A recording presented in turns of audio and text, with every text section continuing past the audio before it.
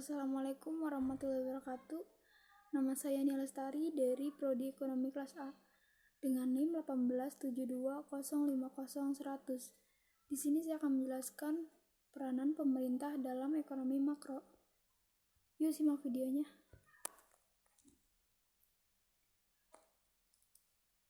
Pemerintah merupakan penyelenggara negara dalam rangka mencapai tujuan bersama. Tujuan bersama adalah untuk meningkatkan kesejahteraan.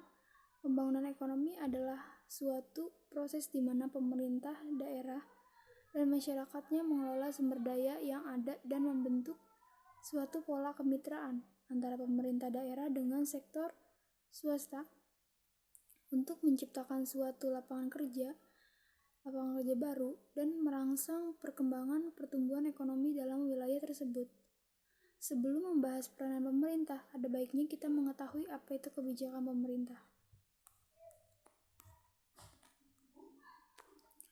Kebijakan pemerintah adalah suatu keputusan yang dibuat secara sistematik oleh pemerintah dengan maksud dan tujuan tertentu yang menyangkut kepentingan umum. Salah satunya kebijakan ekonomi, dan ekonomi makro merupakan salah satu jenis kebijakan dalam kebijakan ekonomi ini. Tujuan dibentuknya kebijakan ekonomi: yang pertama, menstabilkan kegiatan ekonomi; yang kedua, mencapai tingkat penggunaan tenaga kerja atau kesempatan kerja tanpa inflasi; yang ketiga, menciptakan pertumbuhan ekonomi yang teguh; yang keempat, mewujudkan kekukuhan neraca pembayaran dan kurs valuta asing. Selanjutnya, kenapa ekonomi makro termasuk ke dalam kebijakan ekonomi?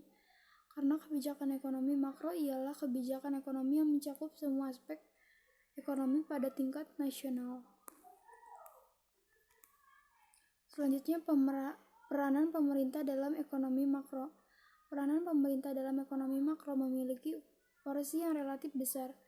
Kajian terhadap seberapa besar peranan pemerintah diwujudkan dalam kebijakan moneter, kebijakan fiskal, dan kebijakan ekonomi internasional.